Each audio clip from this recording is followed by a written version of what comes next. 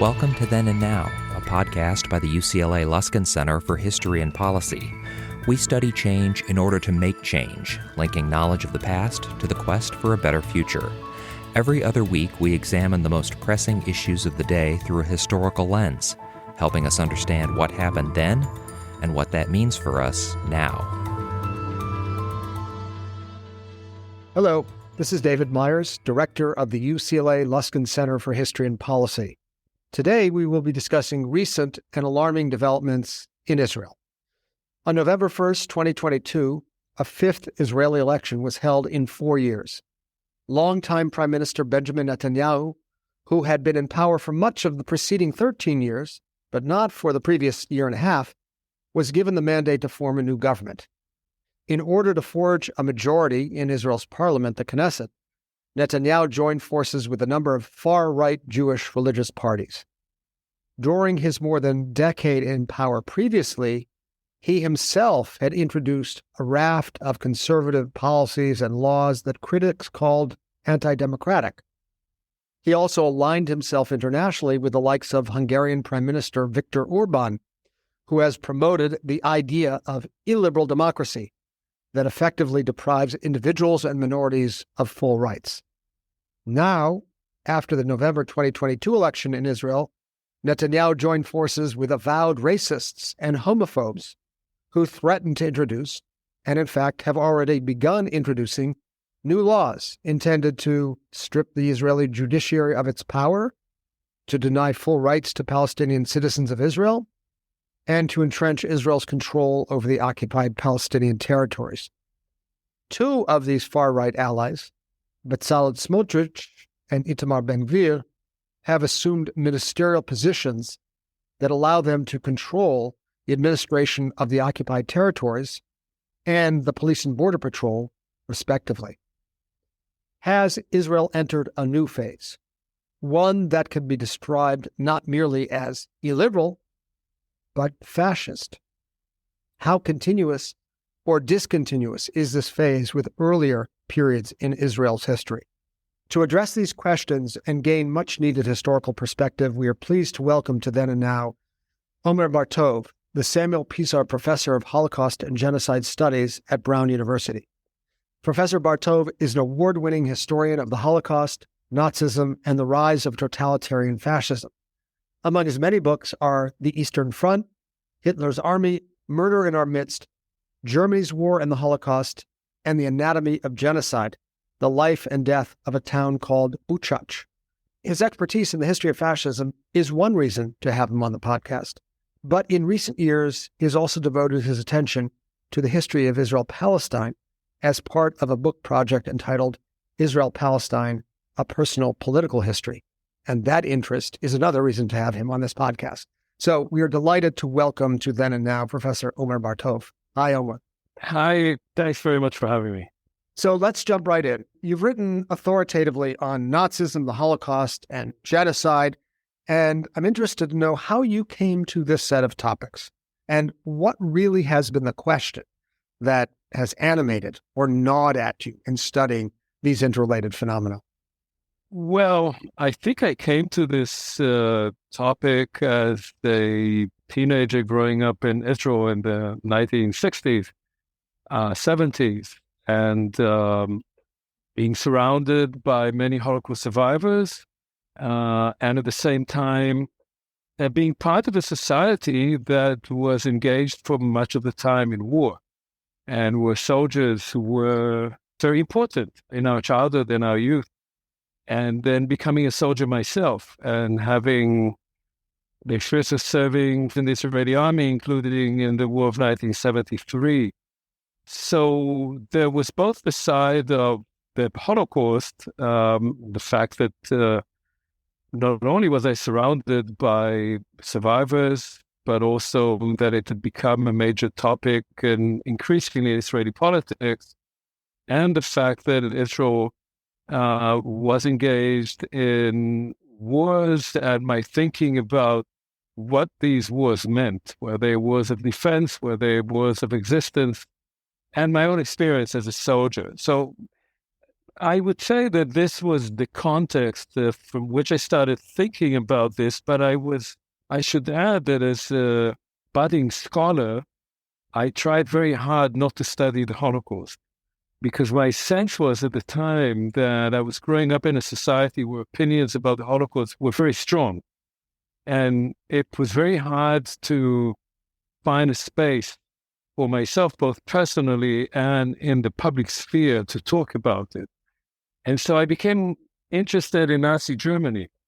And what interested me most was how normal individuals, people like myself, really, who were soldiers in World War II, became involved in a criminal war, became part of a criminal organization, which was the Wehrmacht, which was the German army. And so I dedicated the early years of the research, my PhD and my first two books, to this question of the individual in a brutal war who increasingly becomes complicit in crimes. I wonder if we can zoom out now and ask the question of what generally are the conditions that you think are necessary for the growth of totalitarianism, of fascism. And I suppose this brings into play the question of whether there is a special path that Germany pursued, a Sonderweg, which historians have debated. But for our purposes, really interested to know what are the telltale signs or criteria that have to be set in play in order for a fascist regime or actor to take rise. You've had a lot of time over the course of your career to reflect on this. Right. So, I mean, first of all, you are using two terms that in many ways one disputes which one is the right term, fascism or totalitarianism. When you speak about totalitarianism, you're actually speaking within the mode of comparing Nazi Germany and Stalinist Russia, Soviet Russia. And there are some similarities between them, but there are also vast differences. If you talk about fascism, then you're talking about Nazi Germany, fascist Italy, other authoritarian regimes, and other authoritarian movements that did not, the majority of them did not actually gain power, but were influential within the politics of the 1930s and 40s. So what are the conditions for fascism? And let's stick with fascism, because if we get into totalitarianism, I think it's a somewhat different debate. Nazism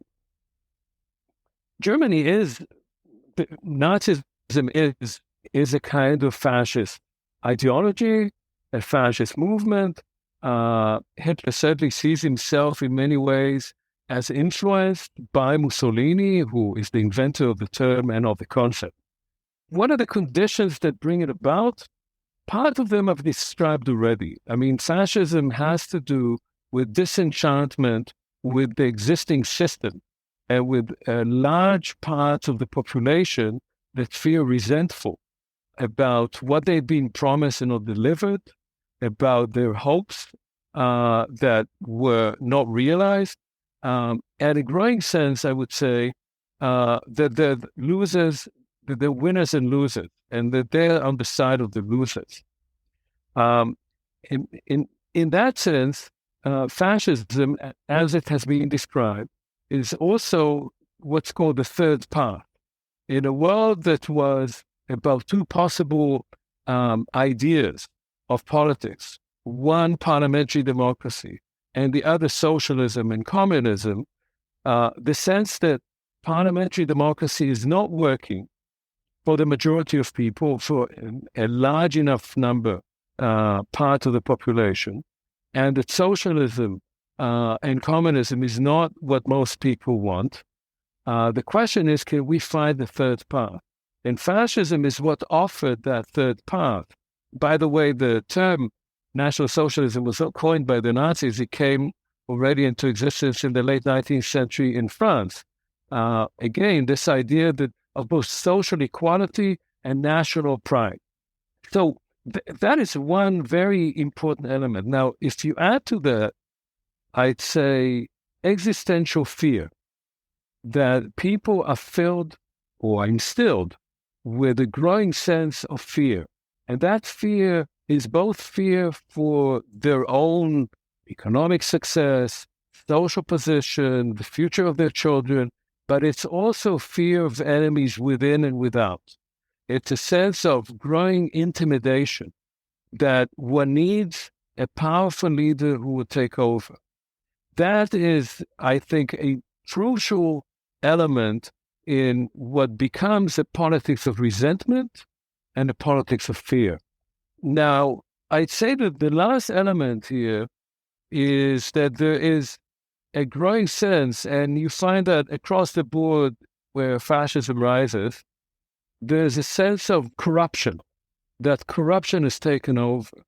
That is, that one can no longer trust one's leaders, one's parties, that the rich are getting richer, that the poor are getting poorer, that the media cannot be trusted, that the intellectuals are not telling the truth. So that there is no sense of someone that you can trust, that everyone is exploiting the people in order to make individual personal gain. Into this, then, comes this notion of fascism. And I say that if you want to identify what is fascism, you need to identify some elements in it. And if we try to think, fascism then and potentially fascism now, you can say that there are elements that exist now and elements that do not. One important element in fascism is a party or a movement. Often the fascists, certainly the Nazis, did not want to talk about themselves as a party, because a party means you are only representing a certain group of people, right?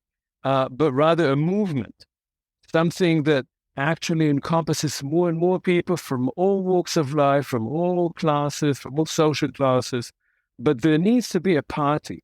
And the party makes the claim that it represents the people, not a particular interest group. And that party then has a leader. And it's a relationship between the leader, the party, and the people that is crucial for a fascist movement to have a potential of success politically, that it speaks over the parties, what the Germans called überparteilich, above the parties. And that the party represents the will, not just the interest, but the will of the people. That's where, of course, you can talk also about some kind of overlap with communist parties that make the same claim. So that is a crucial element. And there has to be a charismatic leader, because fascist parties without a charismatic leader are just a bunch of ideas. There were fascist elements in a lot of French politics before and after World War I, but there was never a charismatic fascist leader in France. And that's one reason why I would say, there are other reasons, of course, as well, but that fascism never really came to the fore in France. It was a sort of, undercurrent. Right. It would be very tempting to devote a considerable portion of our conversation now to the phenomenon of Donald Trump, given what you've identified as features of fascism, a politics of disenchantment, a politics of fear, the claims of the widespread corruption of the governing class and the elites, media lies, a charismatic leader. But we're going to turn to the case that initially drew our attention for this conversation, which is Israel. And maybe we'll just set the stage by asking you, as we did at the beginning of this conversation, about your own personal take on the Israel question. We began by asking you your take on the historiography of Nazism, how you came to it. You grew up in Israel, and I'm curious to know what vision of that country and of Zionism did you grow up with, as this glorious socialist utopia, as an enlightened liberal democracy, and when, presuming it occurred at some time, and knowing you, I believe it did you begin to develop a more critical view of the country in which you were raised? Yeah, so, I was raised, I was born in 1954. I was raised in the 1950s, 1960s in Israel. It was still a country that made claims to being a socialist country. It was very Zionist. It was nationalist. It was pretty parochial and provincial. And to me, it was clear that my own role in that society was to give of myself to this collective, very much within a kind of collectivist way of thinking, that by developing ourselves, we would develop the country, and by developing the country, we would become better human beings. And I grew up in a particularly Zionist home with parents who had been associated with the left wing, with the left sections of the labor movement, and who had both fought in the War of 1948. So this is the kind of world that I grew up in. I would say that there were two, this is something that interests me these days. There were two elements that, thinking in retrospect, were, I think, formative for my generation. And you should understand, my generation is the first generation of Israelis born after everything happened. So those who were born in the 1950s, into the first generation born into the state of Israel, were born after World War II, after the Holocaust, after the War of 1948, the establishment of the state of Israel, and the expulsion of the Palestinians, which now we know of as the Nakba. We were born just after all of that. And there were signs of it all around us, of everything, of all of that, right? There were people with the numbers on the beach, with tattooed numbers from Auschwitz, survivors. There were ruined Palestinian villages around every place we played. So we grew up with all that, but we were taught to look forward. So the two sort of negations that we were raised on, my whole generation, and I very much part of it, was A, the negation of the diaspora. You don't look back. We were the first. We were born at hour zero, and we just moved forward. And the second was the negation of the Nakba, what had been there just before we were born. That is, that there was a majority Arab society there. There were villages, there were towns, and all of that was gone by the time we were born. So that's what I sort of was raised on. We all wanted to go and be soldiers, to be in the army, to contribute, and so forth. When did disenchantment set in? That's a long process, but I can say the War of 73 was particularly traumatic. And I'm interested in that issue because members of my generation, all of us were soldiers during that war, and we're young, we were 18, have never really spoken about the effects that war had on us. It's rather a curious phenomenon. So there is a sort of the first generation of Israelis, men and women, who are sort of walking around with unresolved PTSD from that war and have never actually spoken about it. But the war was traumatic. Let's just remind our listeners, so the 73 war follows the 1967 war, in which Israel undertakes a surprise attack on its Arab neighbors, conquers the West Bank, Gaza, Sinai, the Golan Heights. 1973, Egypt leads a surprise attack on Israel on October 6, 1973, and makes very considerable advances, placing the Israeli army in a position that it had never been in before. So there's that double shock of not just war, but a war in which it seemed that Israel might actually lose. Yes, and a war, to make a long story short, 73 is the war. 1977 is the election in which Menachem Begin comes to power. And that is the first time that the right wing, the revisionist, the Likud party, comes to power in Israel. And that's the end, really, of the hegemony of the Labour Party in Israel. It's, of course, the beginning of the end. Now we've seen the real end, but there is no longer hegemony. And for members of my generation, including myself, that's a combination of two really shocking events. First, that we are not invincible, and the understanding that war, and that has to be understood, because I was already among the few high schoolers in Israel who kept asking, why are we not reaching peace with the Arabs in 70, 71, 72? There were demonstrations in my high school Golda Meir came and tried to explain to us why, the prime minister at the time, why, there's no point, there's nobody to speak with, and so forth. And so we felt that war was not inevitable, that war was a result of bad politics by Israeli governments. We lost our trust in our leaders.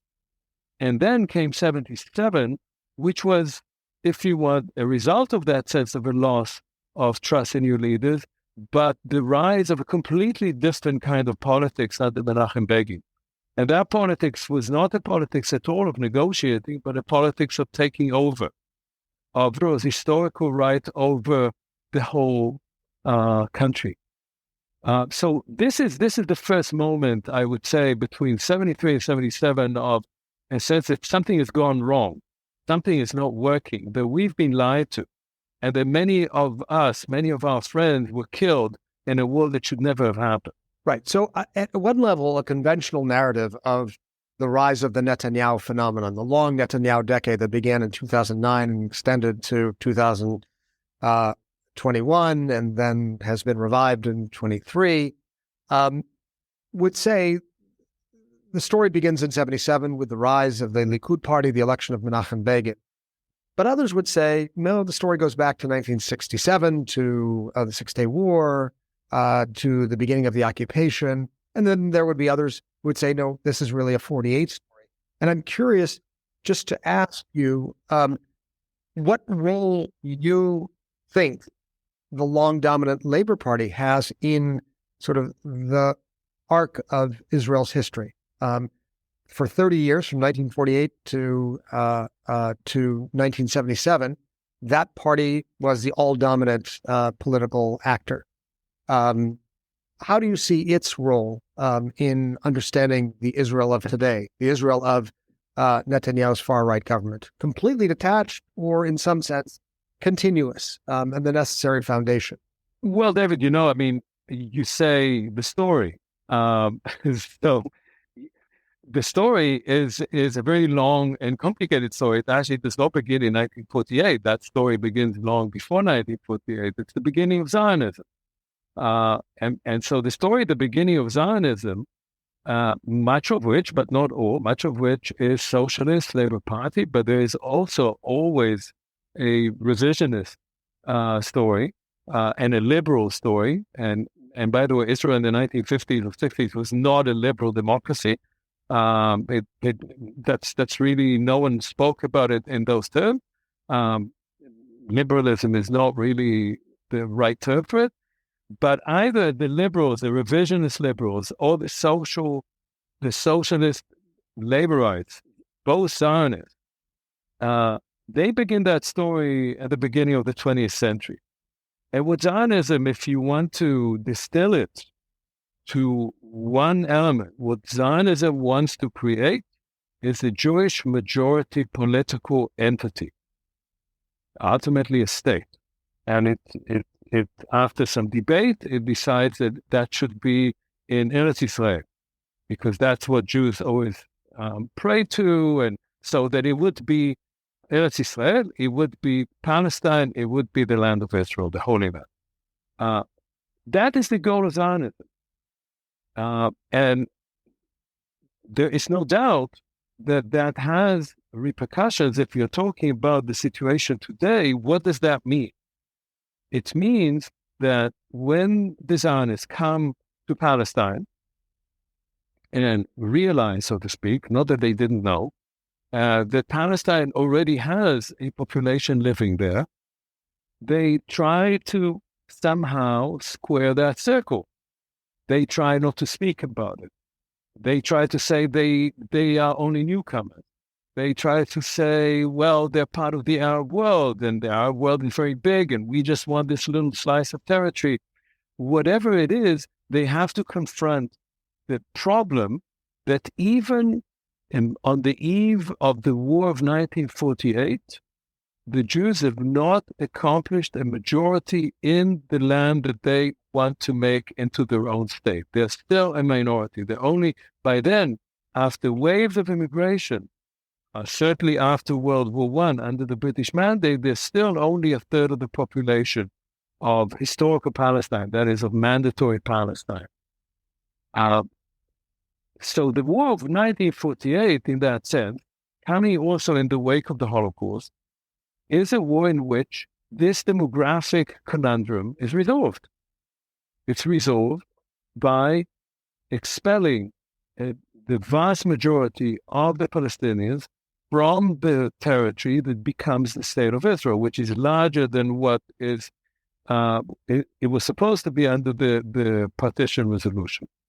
That is not a right wing or a left wing. It's not labor or revisionist.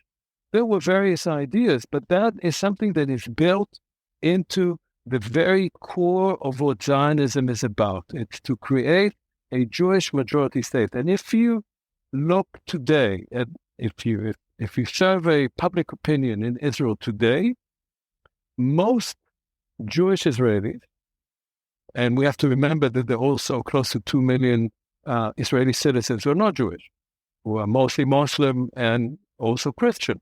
But most Jewish Israelis, that's what they want. They want a Jewish majority state.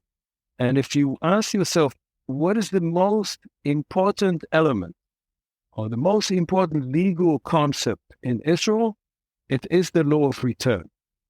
That Israel sees itself from the very beginning, in fact, even before the state is formed, as a haven for the Jews in the world. And that therefore, it is not only has to be a Jewish majority state, but one that can take in the Jews from everywhere.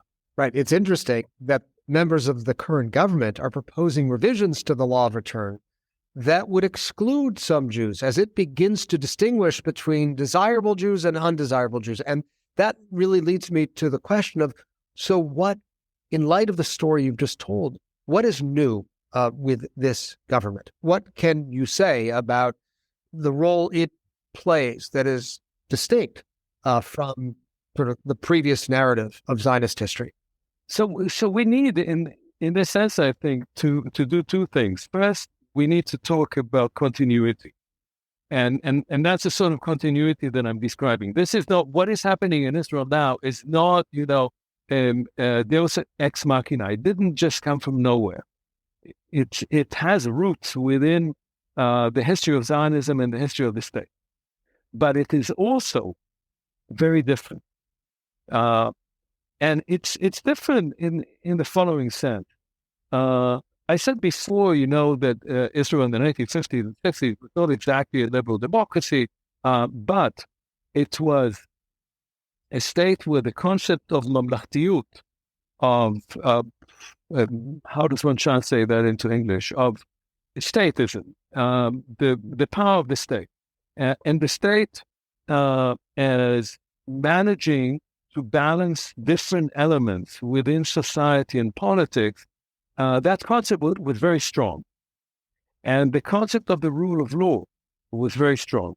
Vis-a-vis, I have to qualify again, particularly vis-a-vis the Jewish population of Israel. And if you look at the Declaration of Independence, it devotes several passages to those rights which we think of as basic rights in any democratic liberal state, right? Now, what has happened now with the powers that have arrived on the scene and that were around, they were just not in government. What has happened now is a completely different concept. First of all, it's a messianic concept. Now, this messianic concept, you can take it back to Gush Emunim. This goes back to the 1970s.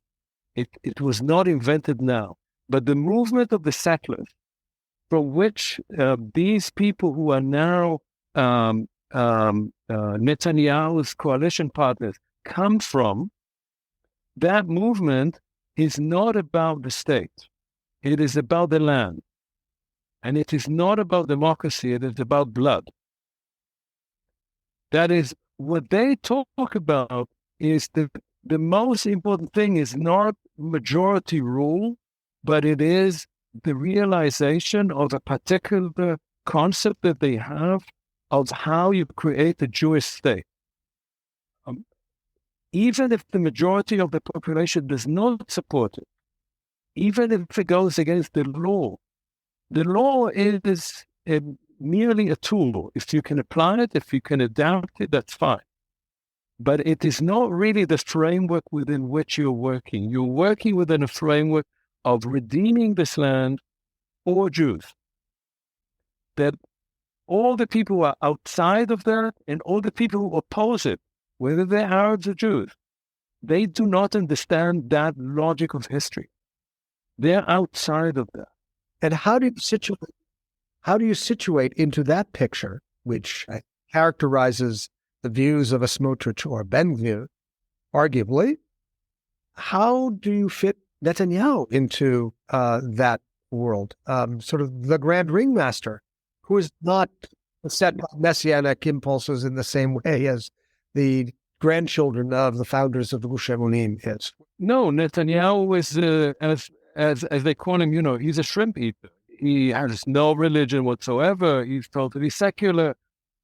But Netanyahu has some qualities that are really crucial. So first of all, we have to understand, and that's a debate about a lot of leaders like that. Is it only about power or is it ideology? I think that kind of question doesn't really apply to any of those leaders, whether you're talking about historical leaders or current ones. He's both.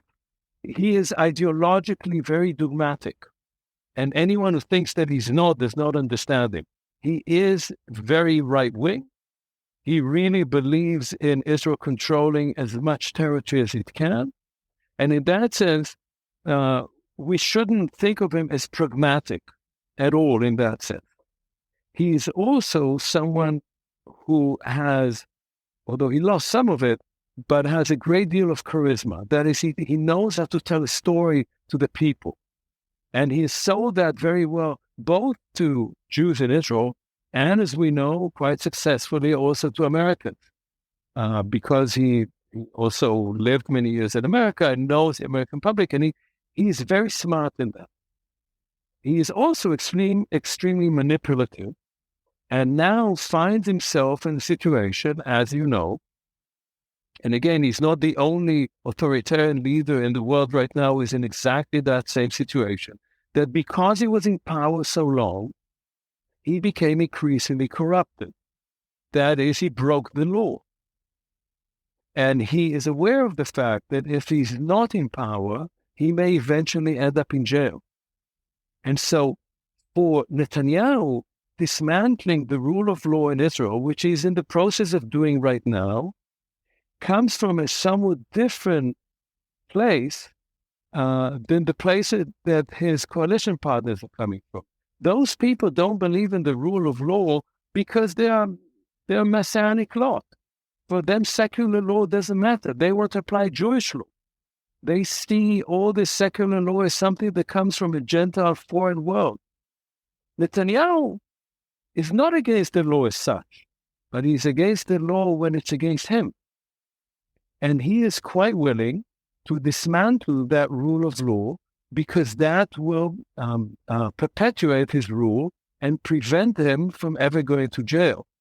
So there is here a meeting between these two, between Netanyahu as a historic leader and someone who did operate within the parameters of the law, and this other group, which is interested only in sheer ideology, is racist, is anti-parliamentary, violent, and one could argue, if you want to see it within the Zionist narrative, there are those who argue it, and that's something I would say that is somewhat open to debate, is anti-Zionist.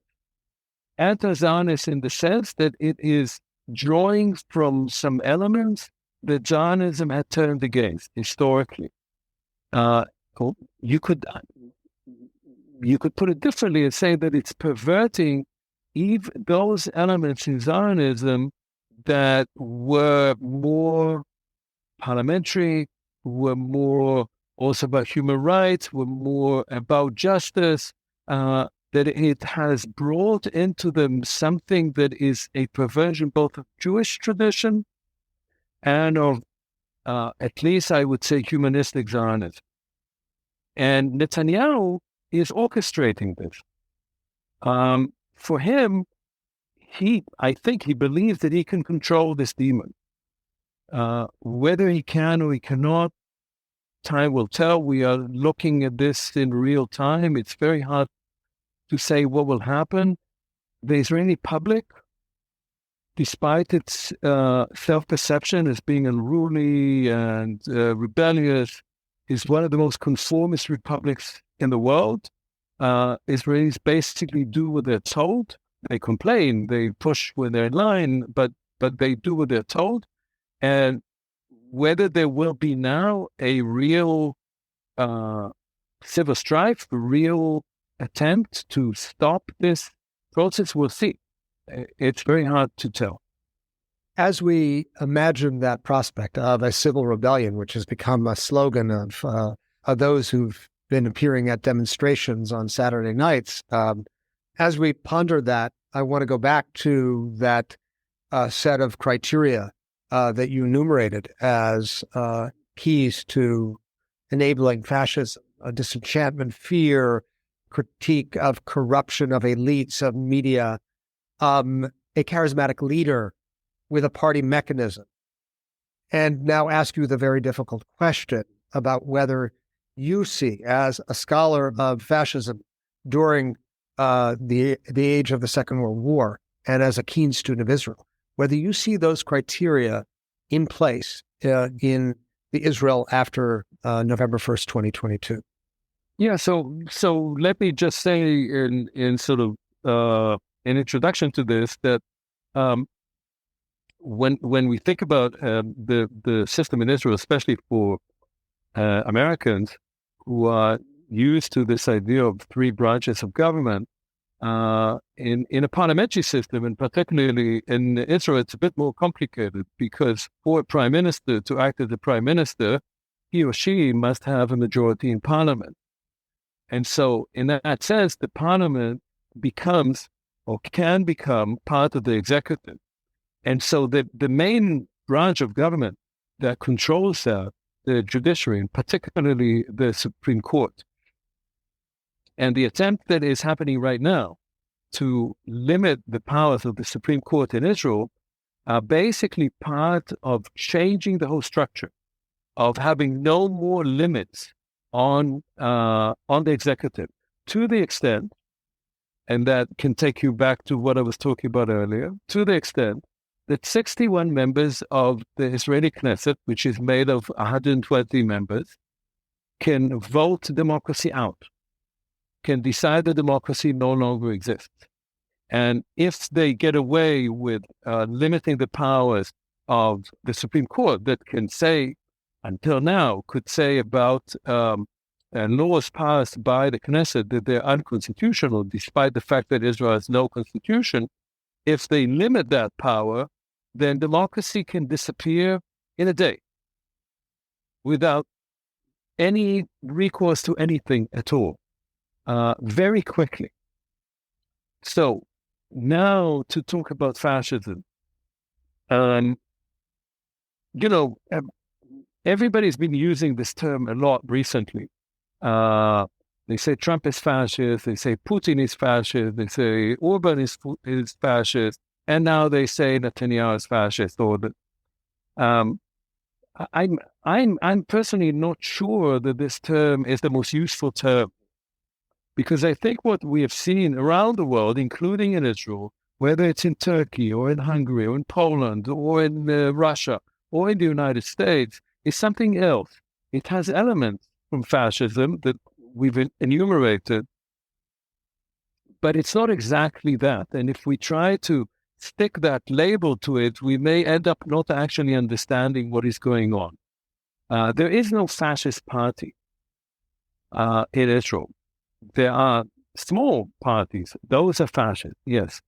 But they are very small parties. They may grow. I don't think that they have the potential to grow as much. They are operating together with the Likud party. The Likud party its own history is the history of Jabotinsky and Begin. They were parliamentarians. Yeah, Jabotinsky had a sort of love affair with fascism, but ultimately, the Likud party was a parliamentary party, and it operated, the Begin especially, operated very much within that framework. In some ways, one might argue more than Ben-Gvir. So they don't really have this legacy of fascism. They have a legacy of nationalism, yes, of blood and soil, if you want, yes. But all the infrastructure of fascism, I don't think so. But there are small fascist parties that are now in power. And they, together with Netanyahu, I think, may imminently create an authoritarian system and dismantle democracy in a way that would be very hard to reverse. And from that, something will develop. It can look like something in Hungary. It can look like an illiberal democracy. But there is a big difference between Israel and Hungary, or even between Israel and Russia, apart from the size, of course. The big difference is that Israel is not simply a country where the rights may be taken away from its citizens. It's a country that has been and is still ruling over millions of people who have no right. That is, the population of the West Bank are people who live under a kind of disputed military rule. They have no right. And so if you have this kind of government out of control with fascist nationalist tendencies that is operating, that is changing the laws, that is trying to operate outside of the law, so that someone like Smotrich or Ben-Gvir will have their own private army operating in the West Bank, what you're going to see is something much worse than what you see in Hungary without it having to be called fascism. What Hannah Arendt said, speaking of totalitarianism, in her Origins of Totalitarianism, of the boomerang effect, of European colonialism then coming back to Europe and creating totalitarianism and fascism in Europe, you can say that about what happened in Israel, of course, on a much smaller scale. If you have generations of young Israelis who go and serve on the West Bank and beat up old ladies and run after children, break into homes at 4 a.m., humiliate people on a regular basis, how can you think that when they come back home, it won't influence their politics, it won't influence their behavior? And so when we talk about the sudden rise of this quasi-fascism in Israel, it's not rising out of the blue. It has also these deeper trends of people who would probably distance themselves completely from the Smotrich and Ben-Gvir. But in fact, they've internalized already a lot of these sentiments. And it's something about how you treat others. And that, to me, is a combination of factors that has now come to the fore with this new government. Well, it's precisely your expertise in the deep structures of fascism and totalitarianism and your understanding of the history of Israel that prompted this invitation. And this has been an exceptionally rich discussion of both the through lines and the new features of an Israeli polity at a critical juncture in its history. Professor Omer Bartov, we want to thank you for such a rich discussion here on Then and Now. Thank you very much, David.